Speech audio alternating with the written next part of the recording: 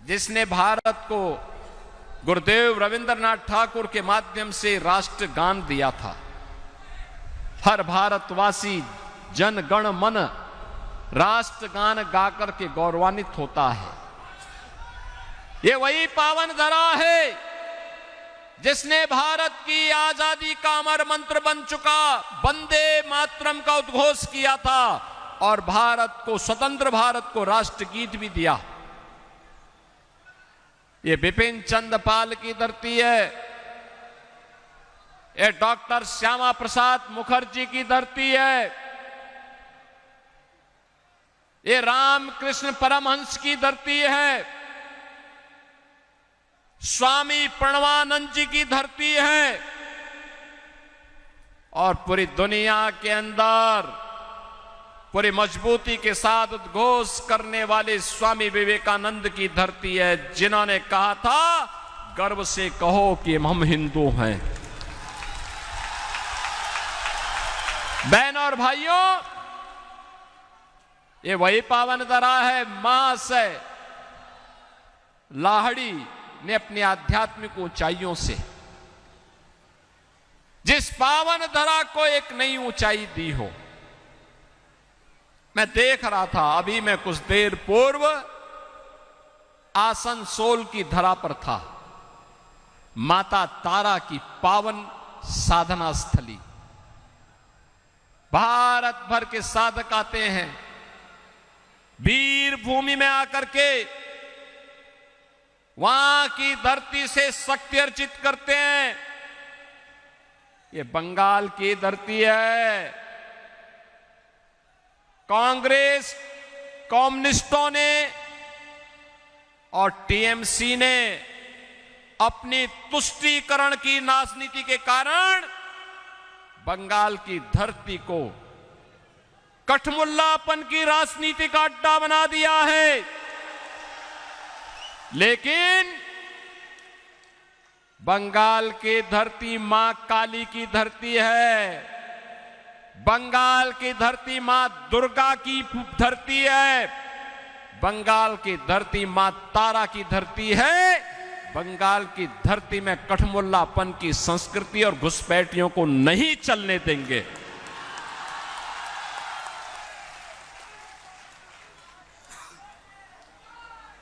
बंगाल को फिर से उसका गौरव दिलाने का काम, बंगाल को उसकी पहचान दिलाने का काम केवल और केवल डबल इंजन की सरकार कर सकती है और बीजेपी की डबल इंजन की सरकार। बहनों और भाइयों, याद करिए, याद करिए, ये बंगाल कभी भारत की अर्थव्यवस्था का ग्रोथ इंजन था। कुल भारत की अर्थव्यवस्था का 1/3 योगदान बंगाल करता था। यहां के कल कारखानों में न केवल बंगाल का युवा बल्कि भारत भर का युवा कार्य करता था। किसान खुशहाल था, नौजवान के हाथों में नौकरी और रोजगार था, बेटी और बहन सुरक्षित थी, उद्यमी एक खुशहाल माहौल में अपना उद्योग और व्यापार का काम करता था। लेकिन पहले कांग्रेस ने, फिर कम्युनिस्टों ने और 15 वर्षों से टीएमसी ने बंगाल को कंगाल बना दिया।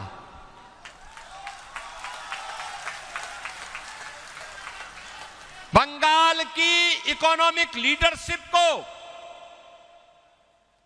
जो बंगाल लीडर था, उस बंगाल को भारत की इकोनॉमी में लूजर बना दिया। जो बंगाल भारत को नेतृत्व देता था, खुशहाली का प्रतीक था, सस्य श्यामला मातरम वंदे मातरम की पावन धरा थी, वह बंगाल अराजकता का, गुंडागिरी का, माफियागिरी का असुरक्षा का, अव्यवस्था का, भ्रष्टाचार का गढ़ बन गया। न बेटी सुरक्षित है, न व्यापारी सुरक्षित है। मोदी जी विकास का जो पैसा भेजते हैं वह पैसा टीएमसी के गुंडे हजम कर जाते हैं। गरीब को कुछ नहीं मिलता है, कुछ नहीं मिलता है। किस हद तक की गुंडागर्दी थी? पिछली बार एक खोखन दास चुनाव जीत रहे थे, अंतिम समय में टीएमसी के गुंडों ने जबरदस्ती इन्हें हरवाया था। याद करिए, पिछली बार श्रीमती कलिता माझी चुनाव में जोरदार फाइट दी थी, लेकिन अंतिम समय में टीएमसी के गुंडों ने जबरदस्ती बूथों पर कब्जा कर दिया। याद करिए, पिछली बार दिलीप घोष चुनाव जीत रहे थे, लेकिन अंतिम समय में इनको पराजित घोषित कर दिया गया। किस प्रकार की अराजकता! और आज तो आप देखते होंगे, ममता दीदी को जय श्री राम से नफरत है। वे दुर्गा पूजा नहीं होने देती, हिंदू पर्व और त्योहारों में कर्फ्यू जैसा माहौल बना देती है। मुर्शिदाबाद में क्या कुछ नहीं हुआ, सरकार मौन थी, उन गुंडों के साथ खड़ी थी, उपद्रवियों के साथ खड़ी थी। यहां पे दुर्गा पूजा और विसर्जन के आयोजन पर प्रतिबंध लग जाता है। याद करिए, कोलकाता हाई कोर्ट ने कहा था टीएमसी की सरकार को कि दुर्गा पूजा में भी सुरक्षा नहीं दे पा रहे हो, क्या तुम्हारे पास बुलडोजर नहीं है? यूपी से बुलडोजर मंगा लो। इन गुंडों का उपचार का वही एकमात्र साधन बचा है। लेकिन बहनों और भाइयों, टीएमसी ने तो बेशर्मी ओढ़ी हुई है। बंगाल की धरती को घुसपैठियों की धरती बना रहे हैं, अराजकता की धरती बना रहे हैं, अव्यवस्था की धरती बना रहे हैं। अनावश्यक रूप से यहां पर परेशान किया जाता है। और मन बढ़ई देखिए, गुरुदेव रविंद्रनाथ टैगोर की धरती पर स्वामी विवेकानंद की धरती पर टीएमसी के संरक्षण में धड़ल्ले से गौहत्या होती है, गौहत्या होती है। लेकिन बीजेपी का संकल्प है, गाय नहीं कटने देंगे, हिंदुओं को नहीं बंटने देंगे।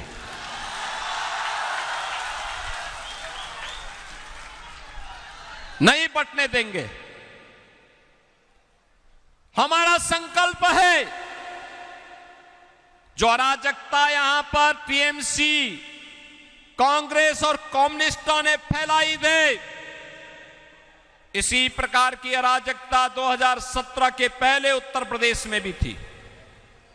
बहनों और भाइयों, वहां पर्व और त्योहार के पहले उपद्रव हो जाता था, गुंडागर्दी चरम पर थी, बेटी और व्यापारी दोनों सुरक्षित थे, विकास का पैसा वहां की तत्कालीन सत्ताधारी दल के लोग हजम कर जाते थे, गरीबों की जमीनों पर कब्जा होता था, लैंड माफिया, सैंड माफिया, कोल माफिया, कैटल माफिया, ये पूरे सिस्टम को कैप्चर किया हुआ था।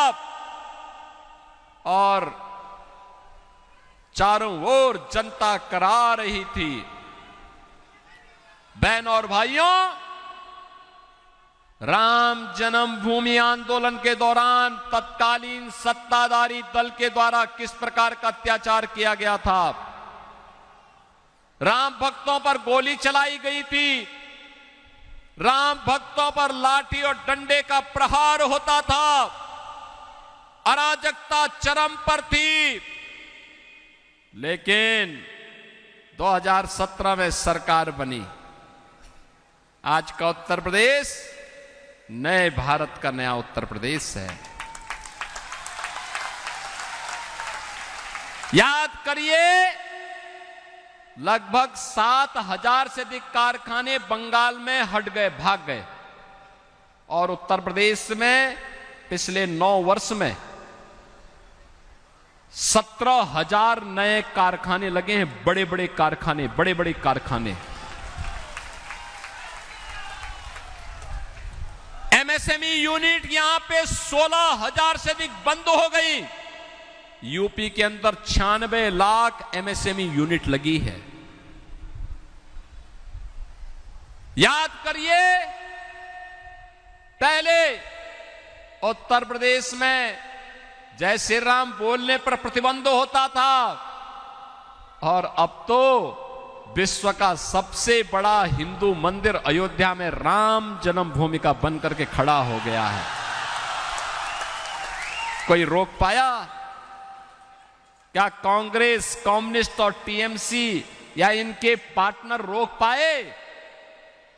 ये डबल इंजन की स्पीड का ये लोग मुकाबला नहीं कर पाएंगे। इन लोगों के बस का नहीं है। आज यूपी में उपद्रव नहीं है, उत्सव है। नो कर्फ्यू, नो दंगा, यूपी में है सब चंगा। वहां सड़कों पे नमाज नहीं पढ़ी जाती है, वहां मस्जिदों से कोई माइक की आवाज नहीं आती है, वहां कोई गौकसी नहीं कर सकता है, वहां कोई लव जिहाद की घटना और लैंड जिहाद की घटना नहीं आ सकती। आती है तो इतनी सख्त कार्रवाई होती है कि 7 पीढ़ियां याद करती हैं। किसी गरीब की, किसी व्यापारी की, किसी सार्वजनिक संपत्ति पर कोई लैंड माफिया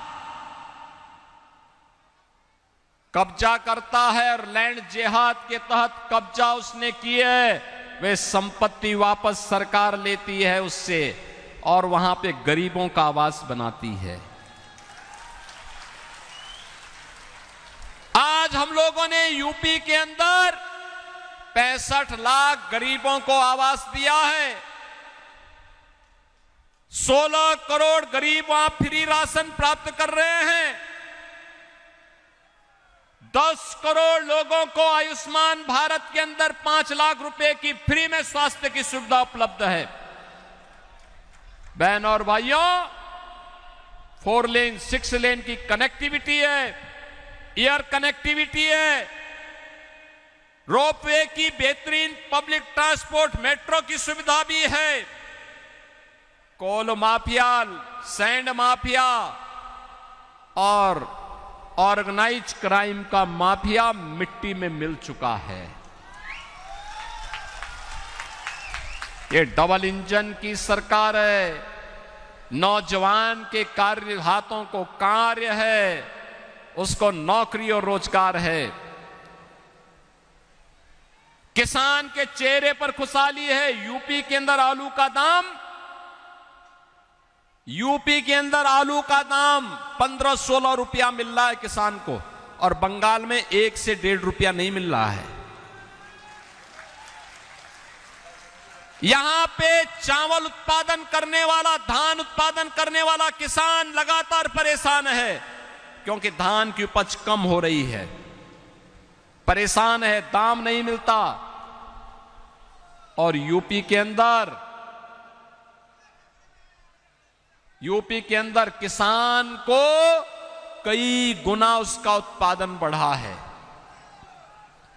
कई गुना उत्पादन बढ़ा है। वहां पर हर प्रकार से खुशहाली है। ये खुशहाली डबल इंजन सरकार की ताकत, डबल इंजन सरकार की नीति, डबल इंजन सरकार की नीयत के कारण है। वहां सुरक्षा का माहौल है।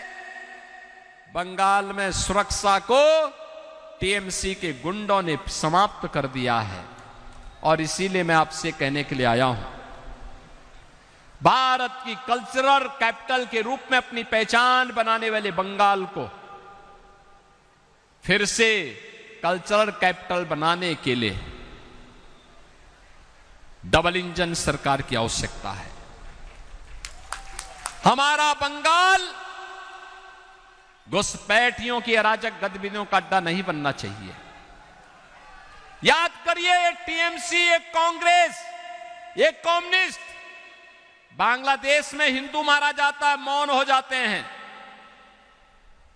लेकिन बीजेपी मौन नहीं होने वाली है। बीजेपी मौन नहीं होगी।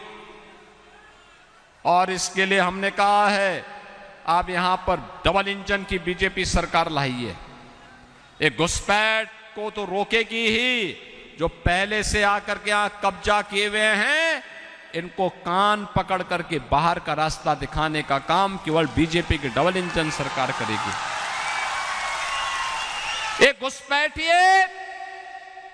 एक घुसपैठिए केवल आपके यहां पर जमीन पे ही कब्जा नहीं कर रहे हैं, आपके हक पर भी यहां के दलितों, यहां के वंचितों, यहां के जनजातीय समुदायों और यहां के अन्य समुदायों के हकों पर भी डकैती डालने का काम कर रहे हैं। और इनको पालने और पोसने का काम कोई कर रहा है तो आज टीएमसी के गुंडे कर रहे हैं।